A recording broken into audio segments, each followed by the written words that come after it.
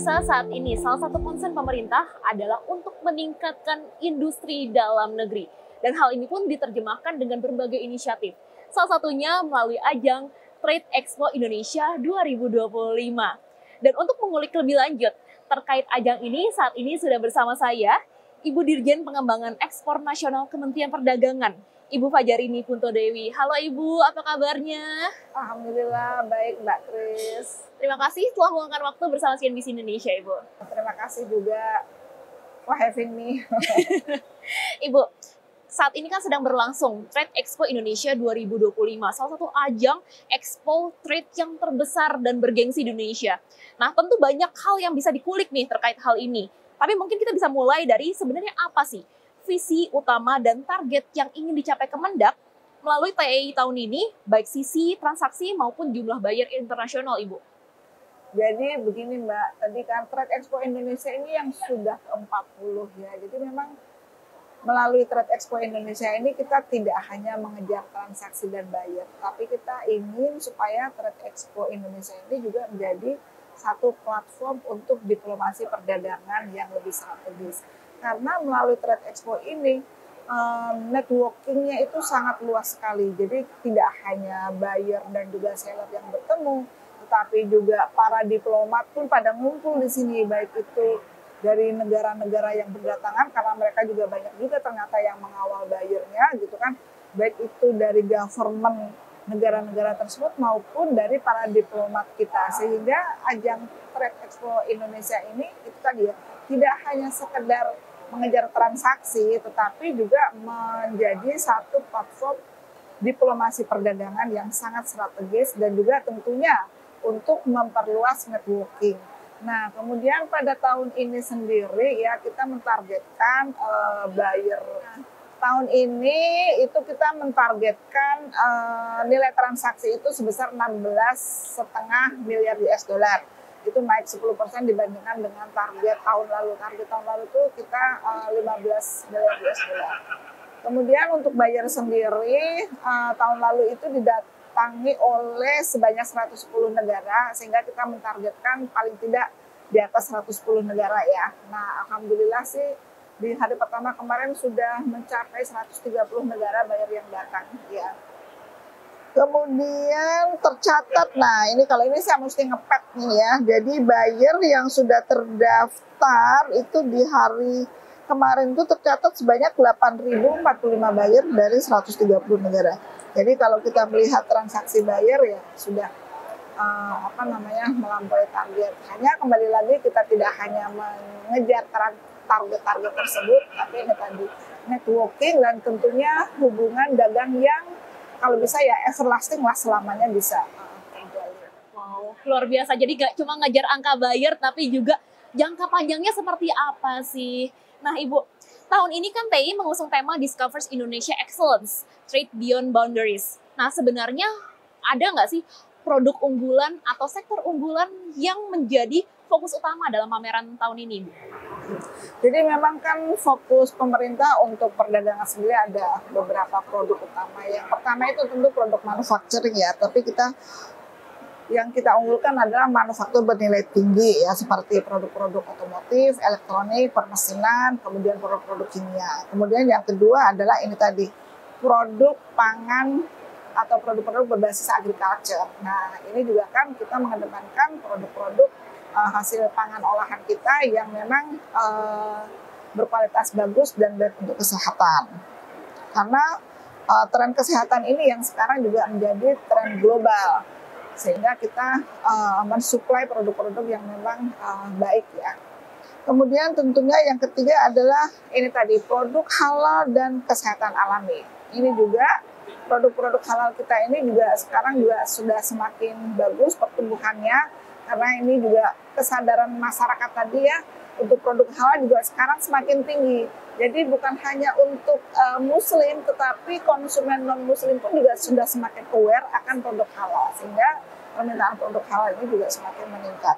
Kemudian yang keempat ini tadi, jasa unggulan. Jadi Kementerian Perdagangan ini juga ditargetkan untuk meningkatkan ekspor produk jasa, tidak hanya barang tapi produk jasa, sehingga tentunya kami juga mulai mempromosikan dan meningkatkan pertumbuhan ekspor untuk produk jasa ini seperti produk konsultasi bisnis, produk-produk game, animasi, produk-produk desain, dan juga market research. Oke, dari banyaknya sektor tersebut tentu salah satunya nggak cuma perusahaan-perusahaan besar ya, tapi juga ada UMKM begitu Bu.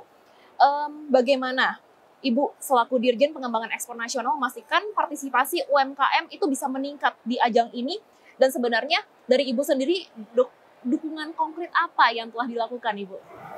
Nah, jadi kalau kita bicara UMKM ya, kan UMKM ini adalah backbone-nya perekonomian Indonesia gitu. Sementara kontribusi ekspornya itu kan juga masih sekitar 15% ya, sehingga tentu Pak Menteri Perdagangan itu concern bagaimana ya caranya meningkatkan kontribusi pelaku SMEs ini, UMKM ini kepada ekspor, sehingga kami memiliki program UMKM bisa ekspor. Nah, kemudian di dalam TI ini juga kelebihannya dibandingkan dengan yang sebelumnya, kita memamerkan itu di produk-produk UMKM. Jadi banyak sekali nih produk-produk UMKM-nya yang memang sudah dibina secara berkolaborasi, jadi tidak hanya oleh kami Kementerian Perdagangan melalui program UMKM bisa ekspor itu tadi. Nah, di dalam program UMKM bisa ekspor ini kolaborasi program kegiatan antara kami, kemudian berbagai kementerian dan juga BUMN yang membina para UMKM. Dari kegiatan UMKM bisa ekspor sendiri kami sudah menjaring itu ratusan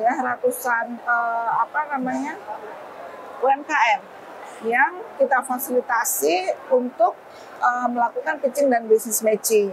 Kemudian kami juga memiliki program Desa Bisa Ekspor ya, itu juga berkolaborasi dengan berbagai kementerian seperti Kementerian Desa, kemudian Kementerian Koperasi, LPI dan juga Astra untuk memetakan dan mengangkat desa-desa potensi ekspor berbasis desa.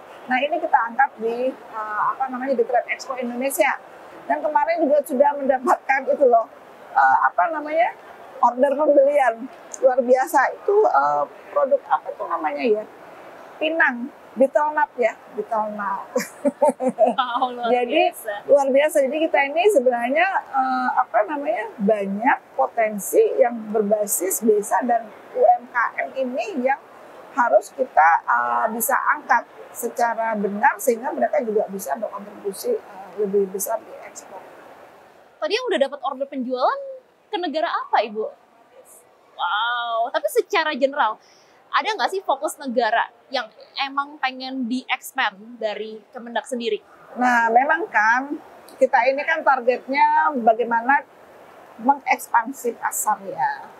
Bagaimana kita memperluas pasarnya, khususnya pasar-pasar non-tradisional.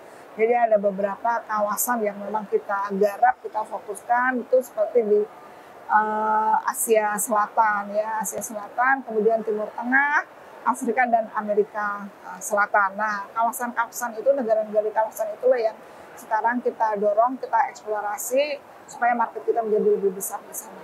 Kalau misalnya di Amerika Selatan ini kita fokus di Brazil, kemudian di Chili, Meksiko. Nah, sekarang dengan nanti diselesaikannya perundingan FTA ya, mungkin kita bisa memperluas pasar melalui Peru gitu ya. Beberapa negara yang sekarang ini trending ini adalah di Kenya, kemudian Nigeria dan Afrika Selatan. Nah, nanti kita juga berharap dengan adanya penyelesaian FTA dengan Tunisia itu juga akan lebih luas lagi ya pasar kita ke Afrika dan juga ke Timur Tengah.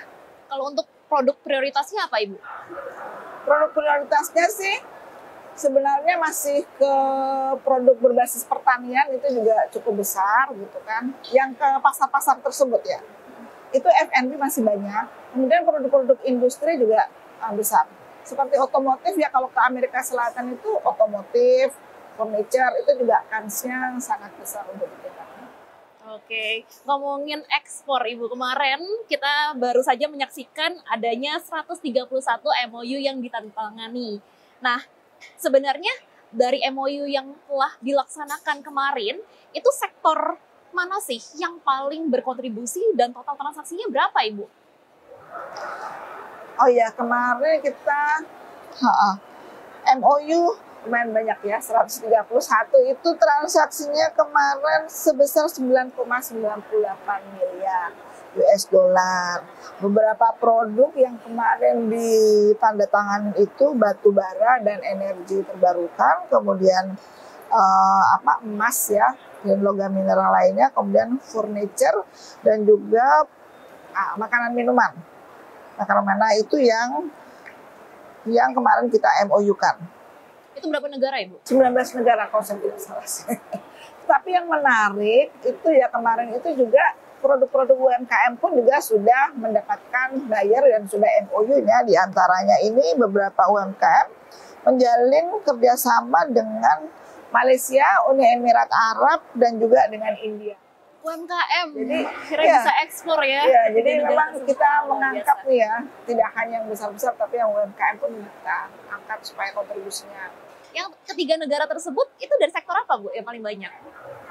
Ini sepertinya furniture dan F&B. Furnitur Indonesia dan F&B Indonesia mendunia, luar biasa.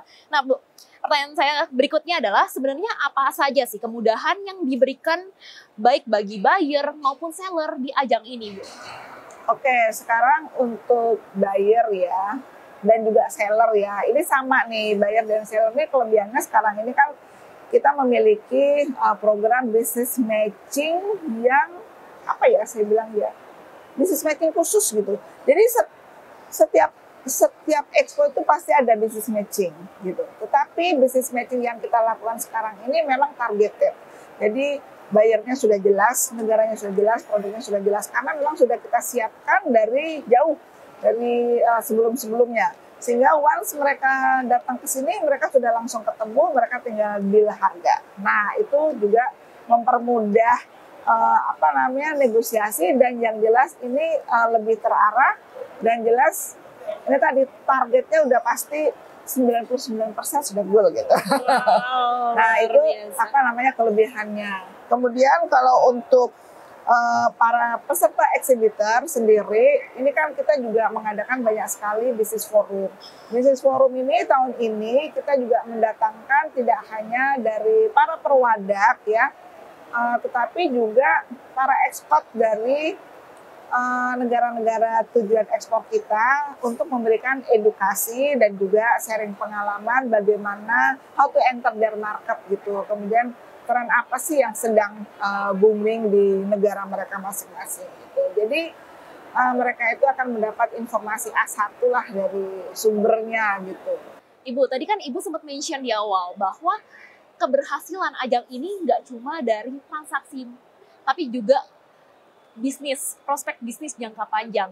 Nah, tapi dari Kemendak sendiri, sebenarnya apa yang dilakukan, inisiatif apa yang dilakukan agar bisnisnya ini bisa jangka panjang, baik UMKM ke internasional dan lain sebagainya, Bu? Oke, jadi memang ada beberapa hal, termasuk tadi saya juga lupa menyampaikan. Jadi pertama nih ya, realisasi jangka panjang ini ya. Jadi kita itu memastikan bahwa MOU yang ada ini itu tadi long term kontrak ya. Nah, ini nanti akan kita monitor melalui teman-teman perwakilan perdagangan kita di luar negeri, supaya memang ini bisa kontrak-kontrak yang ada ini bisa terjalin lama lah gitu. Nah, itu pertama. Yang kedua, tadi saya sampaikan itu edukasi ya, yang di awal yang tadi ya. Jadi proses edukasi seperti bisnis forum tadi ini menjaga ada peningkatan daya saing produk. Nah, ini yang kita sampaikan kenapa kita punya kegiatan edukasi berupa bisnis forum, supaya produk-produk kita ini bisa meningkat daya saingnya.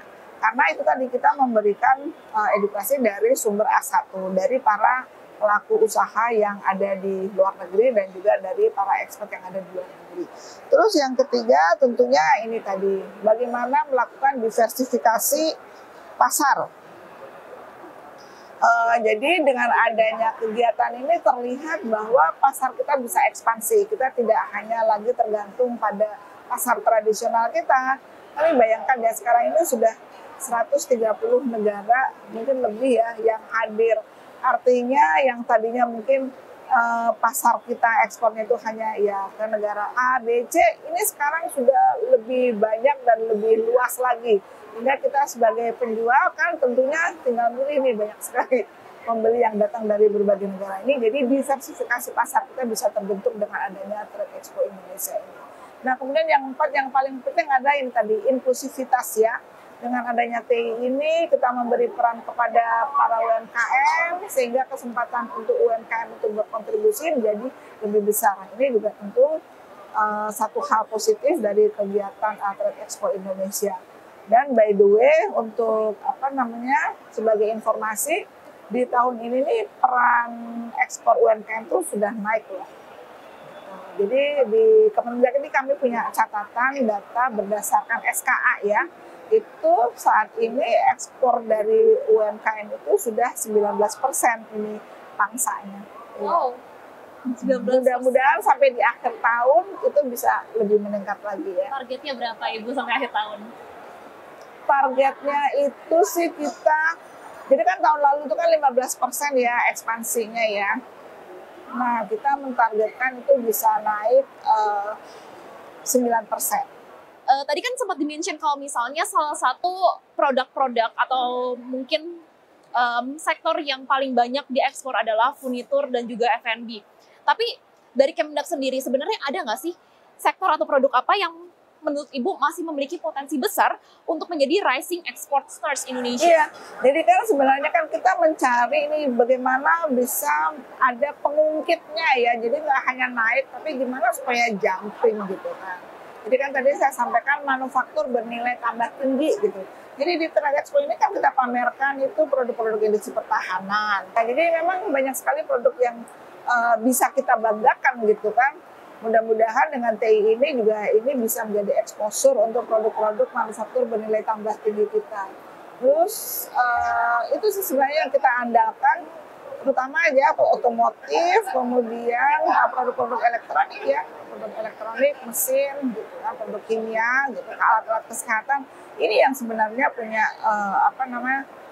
potensi untuk pengungkit peningkatan ekspor kita. Nah, kemudian selain itu juga ini ya, produk jasa itu juga, itu juga lagi top ya. Produk jasa itu kita bicara game, animasi, gitu kan, produk kreatif, kemudian desain dan tentunya ini tadi, ini memang kan potensi jasa kita ini belum tereksplor ya, seperti jasa konsultasi, kemudian jasa construction gitu. Ini kan juga punya daya ungkit yang cukup besar ya. Jadi kan kalau kita bicara perdagangan tadi kan nggak hanya barang tapi juga jasa. Oke, berarti potensi Indonesia sebenarnya masih sangat luar biasa ya? Iya, masih banyak yang bisa kita gali dan kita eksplor untuk ke depan. Oke, pertanyaan terakhir Bu. Ini kan kita tahu bersama bahwa ekonomi dunia lagi nggak baik-baik saja. Ada perang tarif dan banyak hal-hal yang memperhambat begitu ya perdagangan internasional. Nah, bagaimana strategi dari Dirjen PEN untuk menjaga ketahanan ekspor Indonesia dan memastikan para eksportir tetap kompetitif di pasar dunia? Jadi tadi udah saya sampaikan ya, jadi kita tidak bisa hanya rely on one market gitu kan, karena memang semakin protektif ya. Nah, jadi kita harus membuat ini diversifikasi pasar tadi itu sudah kami sampaikan. Jadi dengan memperluas, dengan ekspansi lebih banyak pasar, semakin terbuka peluang untuk kita menjual produk kita. Kemudian yang kedua tentunya ini tadi ya, diversifikasi pemainnya juga. Karena dengan semakin banyak yang kita ajak untuk menjadi eksportir, semakin banyak pilihan dan semakin banyak supply yang bisa kita kita sampaikan kepada dunia. Dan yang ketiga tentunya diversifikasi produknya. Jadi kita ini kalau programnya Pak Presiden ini hilirisasi, jadi kita mulai mengangkat juga produk-produk yang bernilai tambah tinggi. Tentunya dengan adanya hilirisasi ini tadi nilainya juga menjadi lebih mahal ya, value added-nya lebih besar. Nah, ini juga bisa mendongkrak daripada pertumbuhan ekspor. Oke, karena itu UMKM bisa ekspor, desa bisa ekspor itu memegang peranan penting sekali ya Ibu ya. Bu, terima kasih atas waktunya. Sehat dan sukses selalu Ibu. Terima kasih juga, sama-sama sukses selalu juga. Pemirsa, demikian wawancara saya bersama Dirjen Pengembangan Ekspor Nasional Kementerian Perdagangan, Ibu Fajarani Punto Dewi.